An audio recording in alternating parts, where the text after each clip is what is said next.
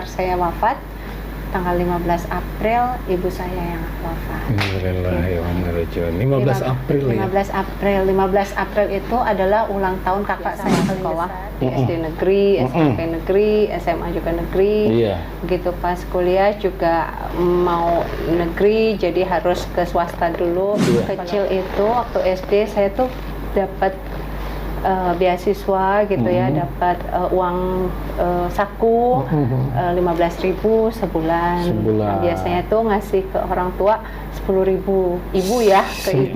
Baru nih ya, baru lu ya ngasih direct apa gimana sih? Betul, kalau anak-anak zaman now ini, zaman now kita udah tua ya.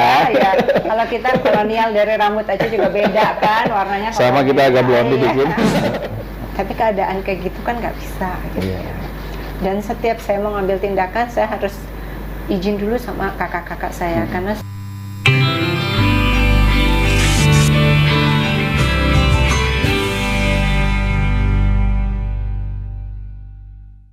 Bismillahirrahmanirrahim. Assalamualaikum warahmatullahi wabarakatuh. Waalaikumsalam. Alhamdulillahirrabbilalamin. Allahumma sholli wa sallim ala sayyidina Muhammad wa ala ali sayyidina Muhammad amma ba'd. Semoga kita semua mendapatkan kesehatan, keselamatan, keberkahan, dan ridhonya Allah Subhanahu wa Ta'ala. Selamat datang di podcast Ariza. Dan hari ini alhamdulillah saya kedatangan tamu istimewa juga, yaitu seorang wanita karir yang mungkin saya sudah lama kenal sama beliau.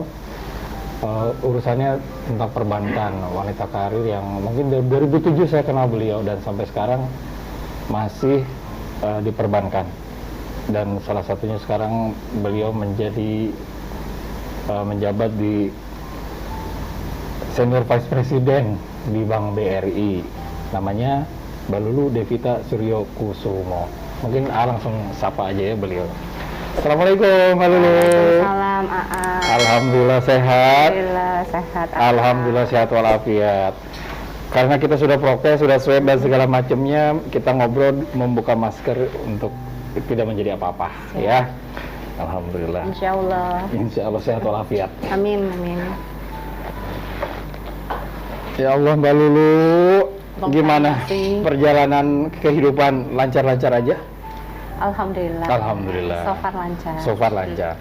Mbak Lulu, mungkin kita tidak aja ngobrol yang biasa di sini ya Mbak Lulu ya, tapi pengen tahu nih Mbak Lulu yang sudah lama kenal dengan AA nih, kan begitu struggling nih, perjuangan nih seorang wanita karir dan akhirnya sampai sekarang di jabatan Senior Vice President di Bank BRI.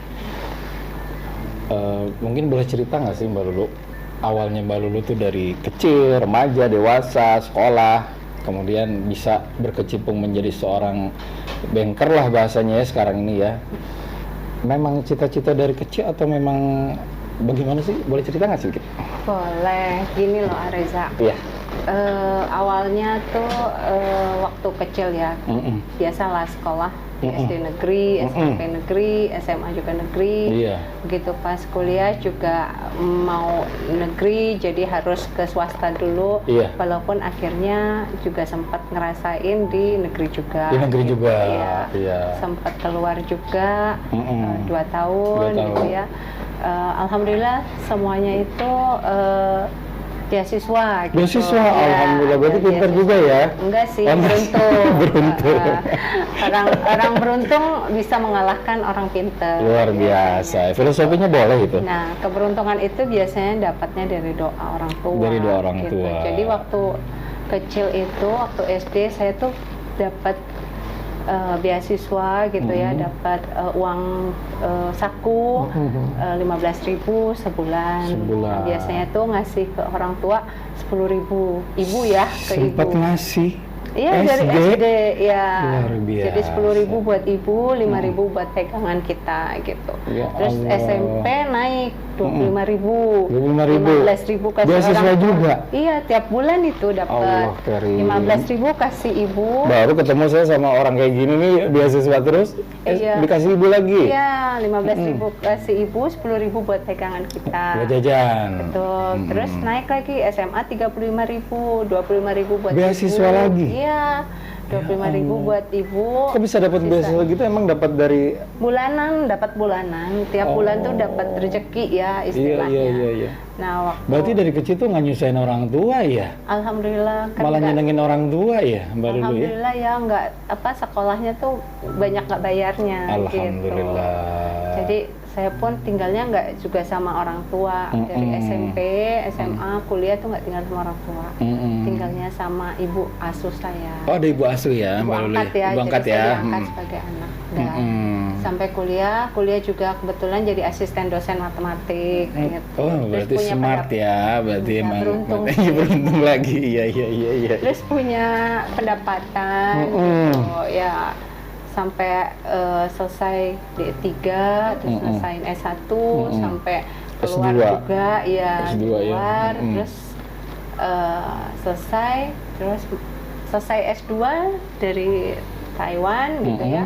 Terus saya ke Bank Astra. Bank Universal. Tahun 97 saya masuk di sana. Oh, awal tuh Bank Astra ya. Jadi pertama kali saya ngelamar itu di interview sama atasan saya pada saat itu, akhirnya menjadi pimpinan saya. Ditanya, apa sih yang kamu yang nggak suka, pekerjaan apa yang nggak kamu suka? Saya bilang marketing. Gitu. Kenapa? Katanya gitu. Nah, saya bilang saya nggak suka ketemu banyak orang. Terus yang yang pekerjaan yang kamu suka? Auditor, duduk di belakang meja. Akhirnya saya diterima lah sebagai karyawan di Bank Universal itu. Iya. Tapi jadinya customer service. Jadi di belakang meja memang. Betul. Ketemu banyak orang. Lagi. Tapi di situ jadi belajar apa gimana? Ya, pembelajaran. Udah baru 2 minggu di sana, saya langsung jadi priority banking. Di priority banking itu saya ketemu sama orang-orang hebat. Jadi nasabah saya itu orang-orang hebat, menteri, pengusaha, semua di sana. Akhirnya di saat itu awal kerja tuh ya? Iya. Alhamdulillah. Akhirnya dapat kepercayaan, terus sampai akhirnya keluar dari Astra itu, Bank Universal itu tahun 2003. Ya, terakhir jadi asisten manajer di sana. Asisten manajer, terus pindah? Itu di priority banking. Pindah karena permintaan atau penawaran dari Bapak Arwin Rashid. Oh, dulu tuh beliau itu apa ya? Pada saat itu dulu waktu dia masih nasabah saya itu wadirutnya Bank Niaga. Kemudian terakhir saya keluar dari Bank Universal itu dia sempat jadi komisaris utamanya Bank Universal karena waktu itu masuk ke BPPN. Iya. Pindah karena Pak Arwin Rashidnya menjadi dirut di Bank Danamon. Jadi saya diminta untuk jadi priority bankingnya di Bank Danamon. Sempat di Bank Danamon juga? Iya, 2 tahun di sana. 2 tahun. Dan di sana saya ditawar oleh Bank Mega. Gitu. Jadi saya nggak pernah ngelamar nih. Oh, di hijack terus ya? Iya, nggak pernah ngelamar. Di Bank Mega pun juga saya boleh bawa tim. Karena pertama ketemu sama Mbak Lulu masih di Bank Mega ya, waktu itu ya. Awal di Bank Mega karirku jadi pimpinan cabang. Di Permata Hijau. Kemudian sempat di Trans juga ya, yang di Trans itu ya sempat ya. Itu, dan sukanya tuh Mbak Lulu senangnya pengajian. Iya, setiap tahun. Setiap tahun nama santunan itu kan luar biasa. Gitu, jadi setiap tahun itu karir naik terus. Gitu. Alhamdulillah setahun tuh bisa 3 kali naik gaji, 3 kali paling dikit ya cuma 2 kali naik gaji gitu. Terus naik pangkat. Terakhir jabatan keluar dari Bank Mega itu 2014. Itu sebagai branch manager sama area institusi. Jadi yang di Trans itu saya di kantor pusatnya sebagai institusi, gitu. Sama seperti saat ini saya menjabat di BRI. Jadi saya udah menjadi area di institusi pada tahun 2014. Iya. Lalu ditawar lagi sama BRI, di hijack sama BRI. Yang menawarkan saya pertama kali itu komisaris BRI.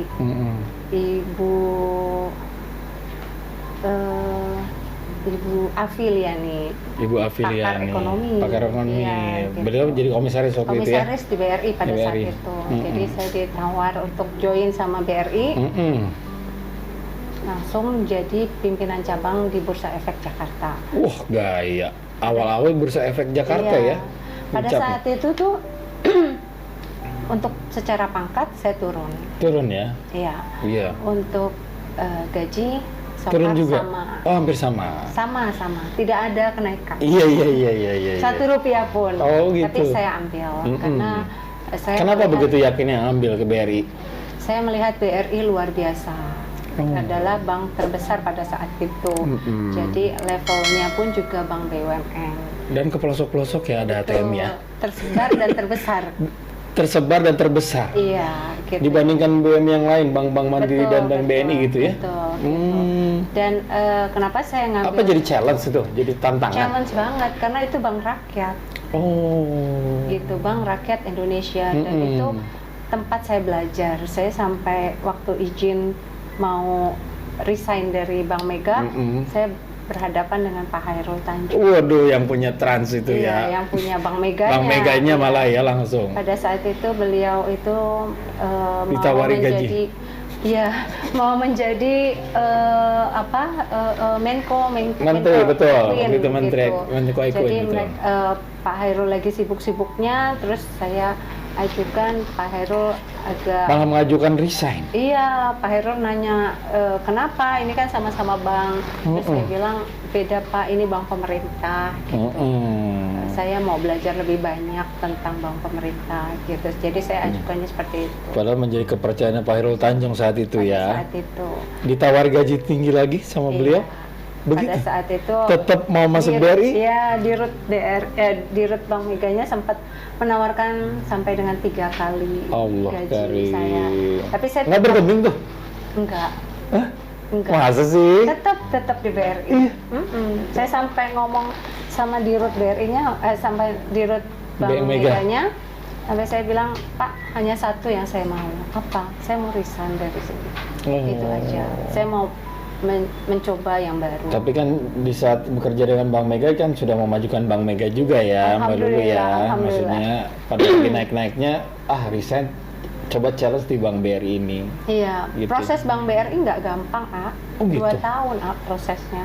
Maksudnya 2 tahun prosesnya. Probation?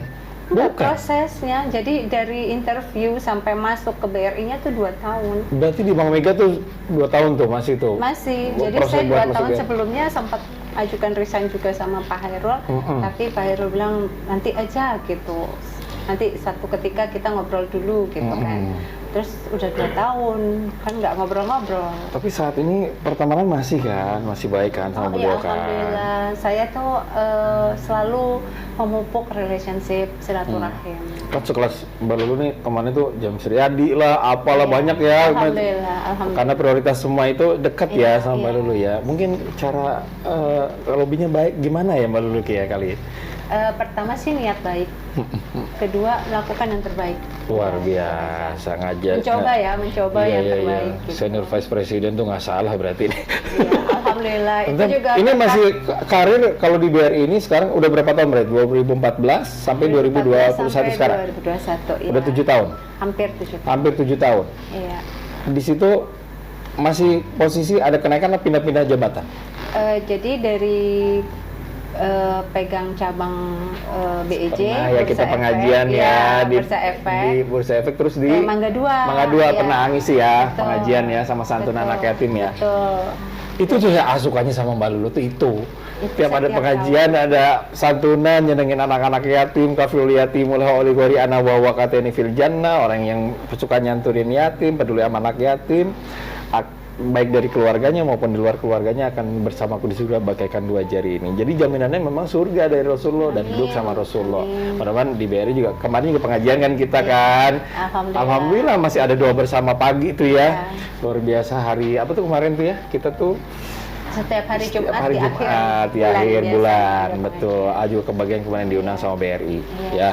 Dan alhamdulillah masih istiqomah walaupun pandemi, hanya beberapa lewat Zoom kan kita waktu itu ya, beberapa orang yang hadir aja. Iya. Gitu. Nah, 25%. 25%. Nah, sekarang PPKM kita berpanjang lagi nih masalahnya. Iya. Tetap jadi 25%. Tetap.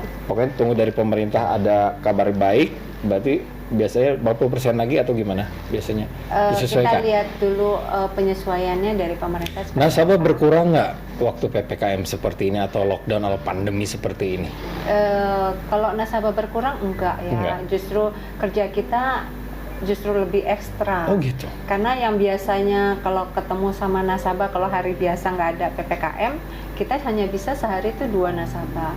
Tapi kalau dengan Zoom itu bahkan di dalam waktu yang bersamaan kita bisa menghandle beberapa nasabah. Misalnya Zoom ini jam 10 bertemu dengan kementerian mana, jam 11 kita belum selesai dari yang jam 10 sudah ada lagi, jam 12 sudah ada lagi, seperti itu. Bahkan sampai malam pun jam setengah 11 malam kita masih meeting dengan Zoom meeting. Oh gitu. Iya, malah luar biasa sibuknya sekarang. Iya. Gitu. Mbak Lulu, kan di BRI ini kan menjadi challenge. Apa harapan Mbak Lulu nih BRI ini seperti apa sih? Saya yakin kalau BRI pasti lebih luar biasa dari saat ini, karena BRI punya brilian itu pegawai-pegawai yang ekstra brilian, jadi home to the best talent segala ya. Jadi the next Mbak Lulu lah pokoknya ya. Ya. Yang beasiswa melulu kerjaan. Oh, BRI itu banyak orang pinter. Mereka orang-orang yang masuk di BRI itu. Waktu saya pertama kali mau masuk juga udah disampaikan 70% from BRI itu adalah orang-orang pintar, gitu. Jadi banyakan yang lulusan dari perguruan tinggi negeri. Gitu. Ya sisanya ya banyak juga yang dari swasta bagus, dari luar negeri, gitu. Jadi memang banyak orang pintar. Dan saya yakin di tangan orang-orang pintar dan orang brilian smart itu BRI bisa lebih jauh lebih bagus. Amin. Gitu. Jadi sekarang tuh sedang memberikan banyak masukan aja sama anak-anak yang baru-baru nih ya, Pak Lulu ya, ngasih direct apa gimana sih? Betul, kalau guidance anak-anak gitu. zaman now ini, zaman now kita udah tua ya. Kalau kita kolonial dari rambut aja juga beda kan, warnanya. Sama kita agak blonde dikit. Ya, anak-anak milenial ini memang kerjanya asik dia. Kalau disuruh kerja luar biasa, tapi memang harus perlu guidance dari kita juga. Iya, gitu. biar Jadi terarah tarik ulur gitu. Gitu. Iya. Nah sekarang kalau tadi cerita Mbak Lulu tuh masa kecilnya beasiswa namanya sesuai dengan Lulu ya, melulu gitu, beasiswa melulu gitu ya. Alhamdulillah. Kan begitu sayangnya sama seorang ibu gitu kan menyenangkan hati ibu segala macem. Mungkin ikut berduka cita juga kemarin tuh kan Mbak Lu tuh menghadapi musibah atau ujian kehilangan orang-orang yang sangat dicintai sama Mbak Lu. Sedih nih. Ya Allah, jadi kayak seperti lanjut gitu ya, buat keterusan gitu dari kakaknya. Gimana sih, boleh cerita sedikit nggak Malu? Iya, jadi itu pas pandemi ini kan, awal tahun sudah diserang bertubi-tubi. Dalam 4 bulan kehilangan 4 orang yang kita sayang. 4 orang? Iya. Jadi kakak saya pas di atas saya. Boleh sahabat, boleh brother, pokoknya dia memang kesayangan. Iya. Tanggal 15 dia lahir, ulang tahun. Tanggal 18 dia dipanggil. Tanggal 18. Itu kakak? Iya, itu kakak saya pas di atas saya. Jadi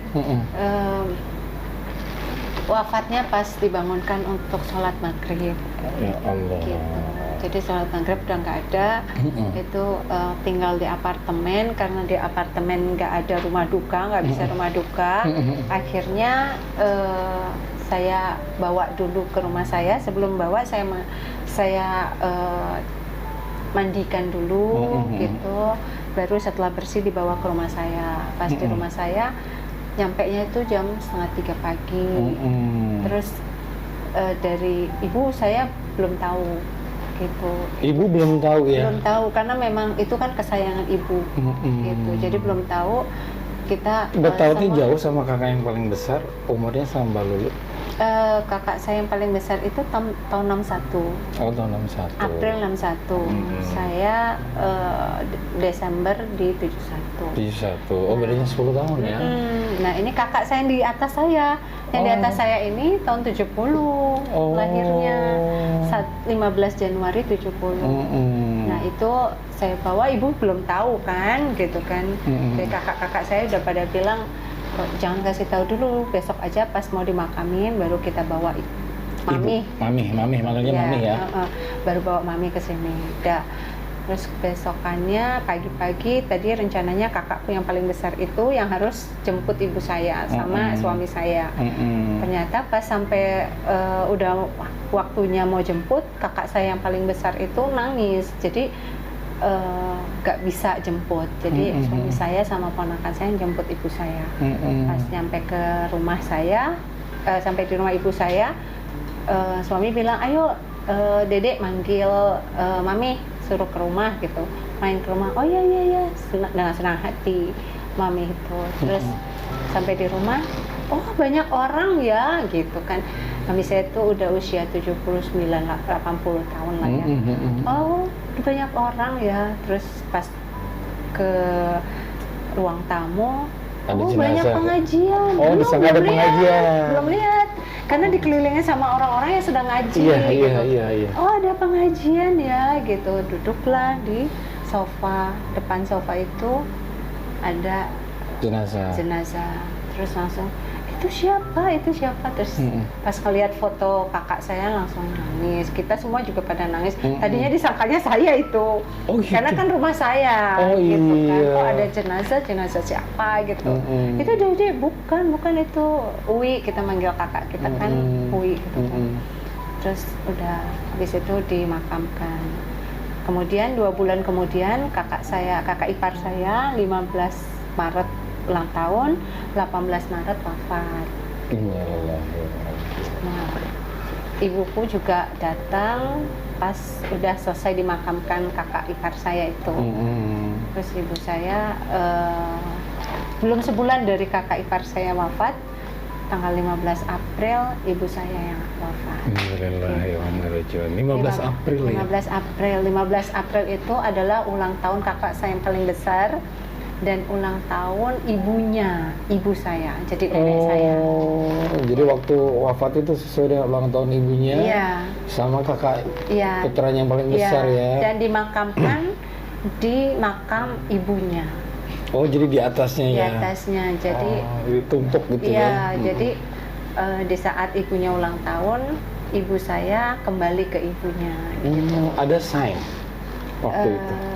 Ada tanda-tanda nggak sih Mbak Lulu ngerasain kalau mami itu mau balik? Enggak, justru kita berharapnya kan dia sehat-sehat terus maksudnya dikasih sign nggak sih sama, ada rasa nggak sih waktu itu Mbak Lulu? Nggak ada sama sekali? Enggak ya, jadi mungkin karena saya setiap hari tuh ke rumah sakit walaupun nggak bisa ngelihat ibu saya. Dan lihat Mbak Lulu tuh ngurus banget sama mami itu. Banget gitu ya. Jadi waktu pas jatuh dari kamar mandi. Oh, jatuh dulu mami ya? Sempat jatuh ya, karena kan itu sempat nungguin saya sih. Saya mau datang sampai malam tuh dia tungguin. Saya baru datang 8:30, mungkin dia juga nahan ngantuk kali ya. Terus saya sempat pulang dulu, mau pulang ke rumah. Kan rumah saya di BSD, baru sampai pintu tol Bintaro dikasih tahu ibu saya jatuh. Saya balik lagi ke rumah ibu saya. Itu jam 8:30 dari rumah ibu, 9:30 saya balik lagi itu karena jatuh. Ya, terus saya lihat dulu keadaan ibu saya. Begitu bisa ditinggal, ya saya tinggal pulang ke rumah. Besokannya saya mampir lagi. Jadi dikirim, biasa kan suka kirim makanan segala macam. Nah, kebesokannya lagi ngelihat ibu saya udah lemah, saya nginep sini. Saya nginep di rumah ibu saya. Kebesokannya sempat saya nangis juga sih, dibangunin mau mandi gitu ya, nggak bangun, nggak ngerespek gitu, respon ya gitu, nggak respons. Nah terus udah Saya panggil kakak-kakak saya semua, udah saya minta sama kakak-kakak, ini saya bawa ke rumah saya. Jadi saya bawa ke rumah saya ke BSD gitu. Ibu happy pada saat itu. Wah, terus sampai di rumah, oh saya masih hidup ya gitu, sempat kayak gitu. Kita tuh sempat masih hidup. Gitu, bawa ke kamar depan, terus besokannya terus dia bilang, kayaknya kalau makan durian sehat deh gitu. Jadi sempat dia minta durian. Dibeliin? Saya dibeliin sama kakak saya yang paling besar. Terus saya suapin gitu. Terus beberapa hari kemudian nggak respon lagi. Akhirnya udah nggak ngerespon gitu. Saya bilang sama dokter dan rumah sakit. Kebetulan direktur rumah sakit juga yang punya juga teman saya juga kan gitu. Iya. Nah, telepon ke yang punya Siloam. Saya telepon juga Ibu Caroline Riyadi, anaknya James Riyadi, ya.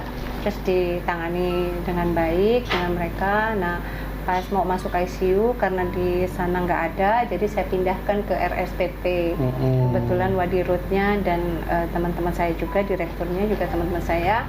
Jadi saya minta tolong dipermudah untuk masuk ke sana. Sampai sana, ya alhamdulillah walaupun saya nggak bisa lihat, tapi saya bisa datang ke sana setidaknya. Ada saya di sana, jadi kalau kebutuhan apapun bisa cepat. Saya bisa tiap hari itu ke sana biasanya. Terus waktu pas mau dipakai alat bantu gitu kan, telepon juga rumah sakit. Jadi sempat drop ya mami ya? Iya, terus sempat juga transfusi darah segala sempat. Nah udah kayak gitu jam 11 oksigennya katanya turun.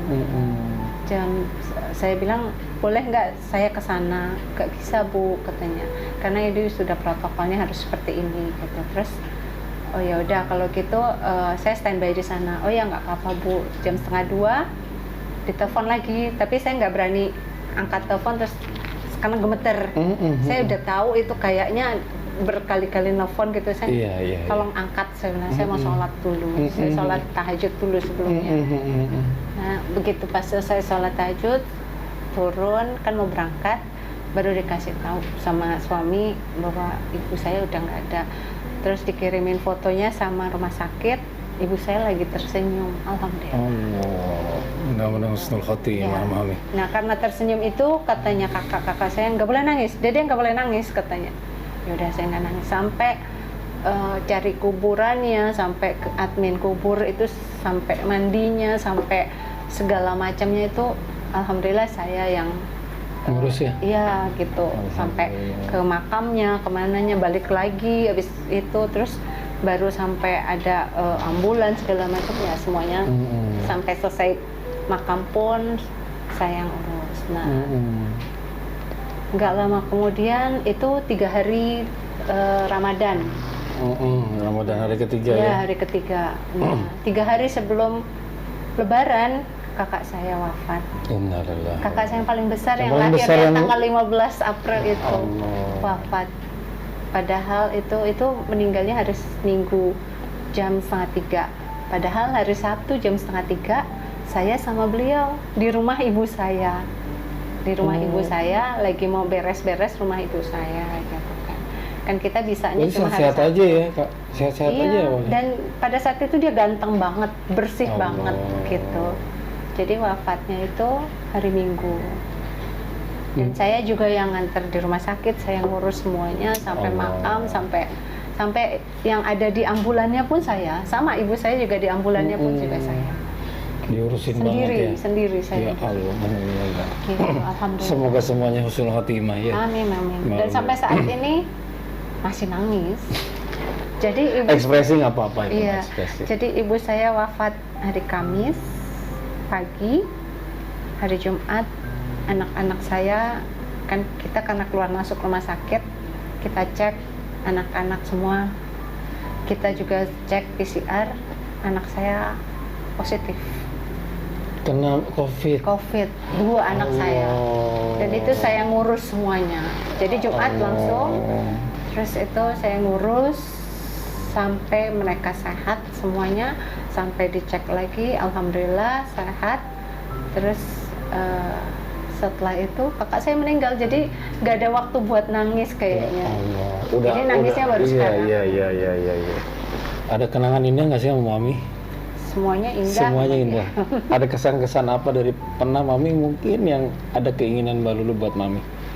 Iya, itu dia waktu pas sempat bilang dia nggak mau wafat di rumah sakit. Tapi keadaan kayak gitu kan nggak bisa gitu ya. Dan setiap saya mau ngambil tindakan, saya harus izin dulu sama kakak-kakak saya, karena semuanya itu kakak saya. Yang paling kecil saya kan, jadi harus izin dulu. Sampai waktu itu sempat ngomong sama saya, nanti kalau misalnya Mami wafat, tolong didandanin biar Mami nggak jelek, nggak serem. Gitu. Kita kemarin udah sempat ngomong juga sama keluarga, terus keluarga bilang, ibu kamu tersenyum, itu nggak serem gitu, jadi nggak usah didandanin, udah cantik gitu. Terus itu yang kita nggak bisa. Terus mau dimakaminnya katanya nggak mau bekas orang gitu. Dan saya juga diskus sama adik-adiknya, karena ibu saya kan paling besar. Diskus sama adik-adiknya, terus sama kakak-kakak saya. Mereka bilang itu bukan orang lain, itu maminya sendiri. Iya. Jadi ya udah, karena kesepakatan seperti itu, jadi saya memberanikan diri memakamkan ibu saya di makam ibunya gitu. Itu yang sedih gitu. Nah, saya nggak tahu ternyata kakak saya juga dititipkan pesan sama ibu saya. Apa pesan? Pesannya ini sih masalah yang lain ya. Kalau buat saya sih nggak terlalu memikirkan. Ibu saya sempat ngomong sama kakak saya, ini kalau misalnya bisa rumah ini punya dedek ya, karena katanya semuanya itu dari dedek. Saya sih nggak masalah ya kalau itu. Iya. Terus akhirnya ada wasiat seperti itu ya. Iya. Terus sampai ibu saya sampai bilang, ini soalnya adik kamu ini nggak pernah ketemu sama ayahnya gitu. Karena kan saya kecil udah langsung sama orang tua asuh ya. Jadi kakak-kakak saya yang dari ibu saya yang lainnya pun saya juga nggak kenal gitu. Tapi begitu saya sudah menjadi orang seperti ini, mereka tahu bahwa saya itu adiknya. Jadi mereka mengakui bahwa saya memang adiknya. Alhamdulillah. Jadi ada cerita khusus di balik itu semua. Iya.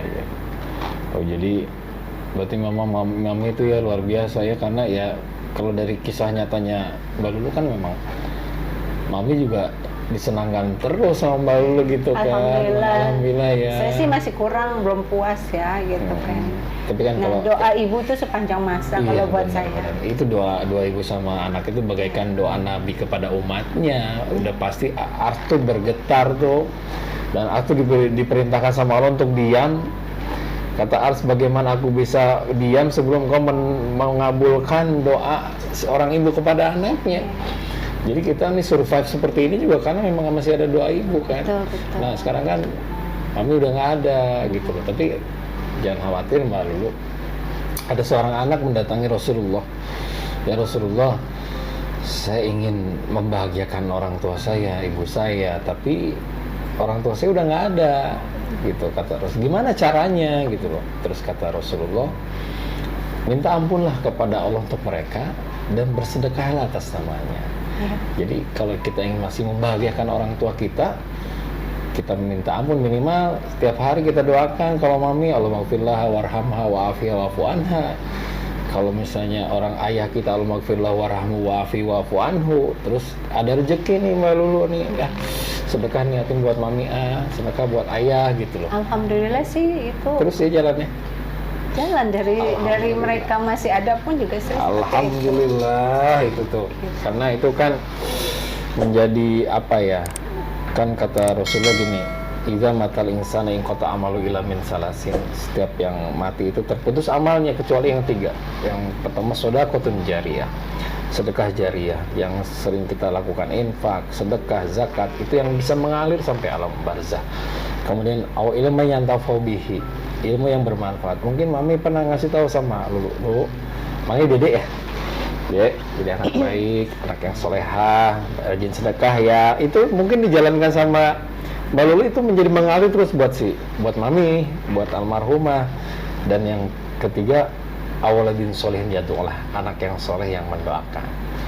Itu tugas kita berarti kan, mendoakan terus mami. Karena suatu saat kalau kita mendoakan orang tua kita yang sudah meninggal, semoga anak-anak turunan kita bisa mendoakan kita juga pada saat kita meninggal. Karena kullu nafsin dha'iqatul maut wa nabluukum bisyarri wal khairi fitnah wa ilaina turja'un. Setiap yang bernyawa pasti akan bertemu dengan maut. Dan Allah memberikan ujian baik dari sisi kebaikan maupun dari sisi keburukan. Wa ilaina turja'un, dan kita akan kembali kepada Allah. Walikulli ummatin ajal, setiap umat akan bertemu dengan ajal. Fa idza jaa ajalun lastakhiruna sa'atan wa lastaqdimun. Ajal tidak bisa dimundurkan dan dimajukan sesaat pun. Allah berkehendak 4 orang yang dicintai sama Mbak Lulu dipanggil sama Allah karena memang Allah yang lebih cinta kepada mereka. Asal kita ada kerelaan hati. Tapi kalau ekspresi kita sedih, itu hak Allah. Karena memang kita nih masih kadang kangen ya Lulu ya, kangen dengan senyumannya, karena ya luar biasa. Alhamdulillah.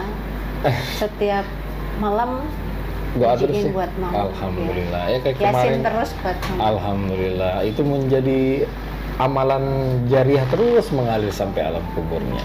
Dan yang pasti kalau orang tua kita didoakan sama anak-anak yang baik, anak-anak yang soleh, akan dilapangkan alam kuburnya, akan diberikan cahaya alam kuburnya, dan suatu saat kita akan, mudah-mudahan kita bisa bergabung gitu loh, bergabung dengan orang tuanya. Rindu memang. Orang kita kumpulan lagi ya Mbak Lulu ya sama orang tua kita ya, gitu loh. Waktu masih ada sih, setiap dia minta apa, walaupun saya nggak ada waktunya, paling juga saya titip lewat supir. Alhamdulillah. Dia mau makan apa, mau apa gitu. Iya. Jadi nangis.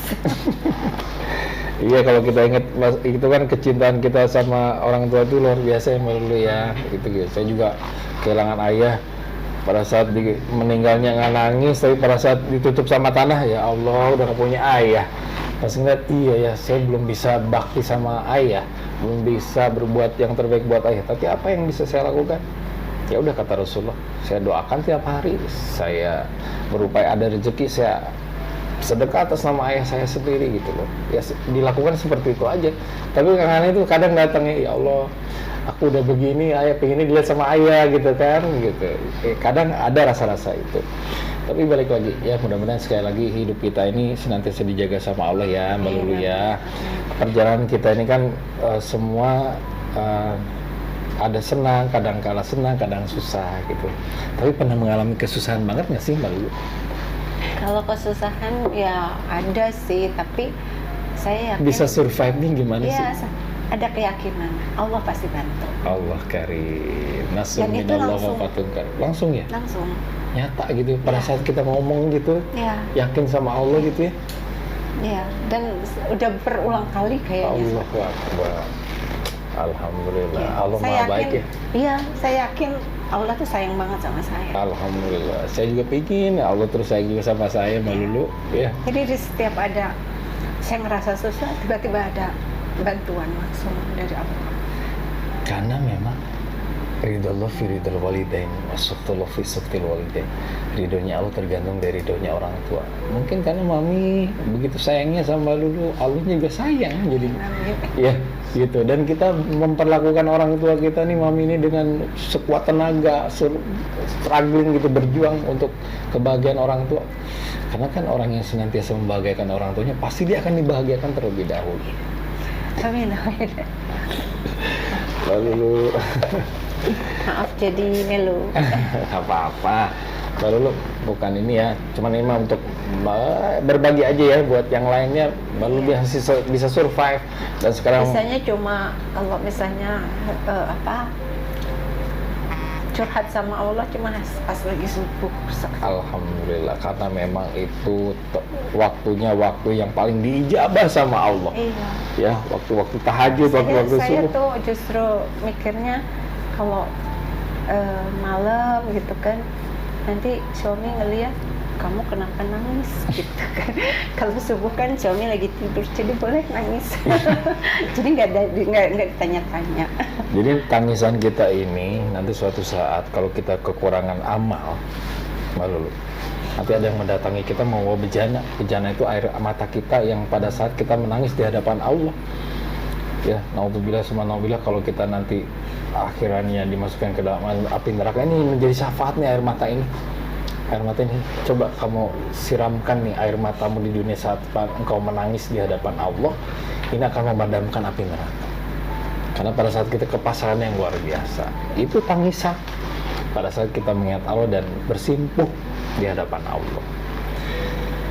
Luar biasa nih Mbak Lulu nih ceritanya. Mudah-mudahan jadi inspirasi bagi A juga ya, bagi ya wanita-wanita yang saat ini sedang berkarir, sedang menghadapi ujian apapun. Mbak Lulu balikin lagi, Allah lagi baik, Allah Maha Sayang, Allah yang berikan pertolongan, tiada lain tiada bukan. Udah ngadu aja sama Allah gitu kan. Terakhir Mbak Lulu, ini kan menjadi ya salah satu pejabat di BRI juga. Ada program-program di BRI itu, ada program-program buat biasanya kan bantuan apa segala macam kayak BRI Peduli itu jalan ya, masih terus ya? Alhamdulillah. Jalan ya? Ya, kita ada 7 program untuk CSR ya. Oh, gitu. Jadi BRI Peduli itu ada 7 program. Jadi ada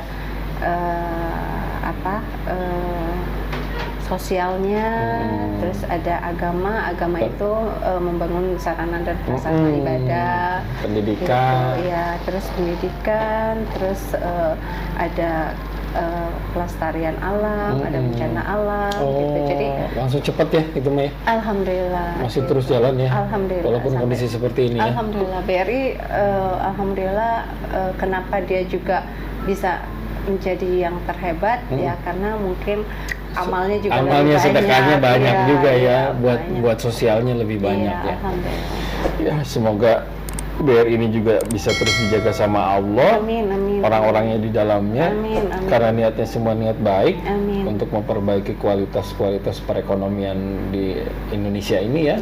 Membantu percepatan ekonomi juga, insya Allah ya. Karena ini kan salah satu BUMN juga kan, Bank BUMN. Yang kita doakan juga mudah-mudahan BUMN tidak hanya BRI, semuanya bisa menunjukkan rasa empati, simpati, dan peduli kepada banyak orang yang lebih susah di antara kita. Karena kan kalau kita ngeliat orang susah, kita bisa nggak sih di posisi itu? Kayaknya kan berat bagi kita ya. Makanya kita yang berkelebihan harta, berkelebihan fasilitas Allah, kita bisa bagi-bagi kepada orang-orang yang lebih susah. Insya Allah terus begitu. Amin, amin. Ini BRI, Bank BRI kemarin tuh berkah ridho ilahi katanya. Kalau kata Amaya gitu. Luar biasa, mohon doanya buat BRI. Amin, insya Allah doa. Mudah-mudahan hatur salam juga sama teman-teman, para direktur, para komisaris dari A. Mudah-mudahan semuanya bisa hidup berkah. Amin. Termasuk Mbak Lulu juga. Amin, ya terima kasih sudah sharing sama A, walaupun dengan ya singkat, tapi mudah-mudahan bisa menginspirasi banyak orang ya, Mbak Lulu ya. Lamaan dikit bisa nangis banyak. Iya, maka Atan udah cukup lah kayaknya bisa, ntar nggak bisa ngomong gitu Mbak Lulu.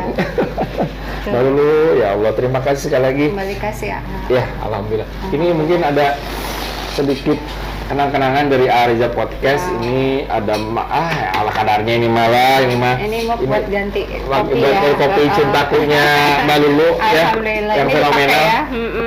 Nah, jadi buat tempat kopinya cintakunya Mbak Lulu ya. Mudah-mudahan itu juga berkah terus usahanya Mbak Lulu juga, apapun itu dulu yang lucu-lucuan tapi lumayan lah gitu ya. Sama ini Al-Quran bukan ingin menggurui, tapi ini menjadi hudal linnas, menjadi petunjuk bagi kita dalam hidup ya. Mudah-mudahan bisa diamalkan. Kalau dibaca, alhamdulillah ada sempat dibaca. Lalu bisa mengamalkan. Niatnya kepengen banget baca terus. Ya. Insya Allah, karena satu huruf Al-Quran kita baca itu mendapatkan 10 kebaikan dan diampuni dosa 10 dosa. Apalagi Quran ini kan ada berapa huruf? Ya 320.180 huruf.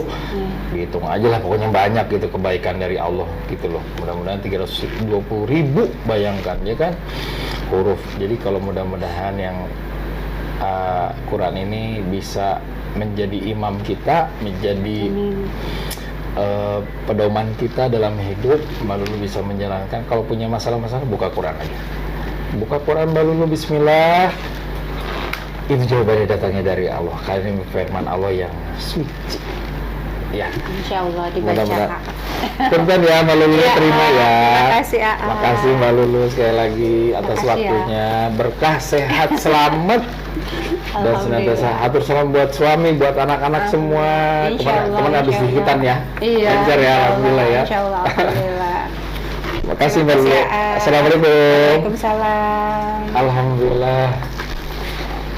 Udah bincang-bincang yang dengan mudah-mudahan jadi inspirasi nih dengan seorang wanita karir yang luar biasa perjalanan beliau. Tapi kalau kita panjang-panjang mungkin beliau udah nggak bisa ngomong kayaknya ya, karena memang perjuangan beliau luar biasa. Yang smart, kalau tadi beliau dengan rendah hatinya bilang beruntung, itulah manusia-manusia yang rendah hati, yang humble, padahal dari SD sampai kuliah beasiswa terus, dan akhirnya sekarang menjabat seorang vice president di Bank BMN, Bank BRI.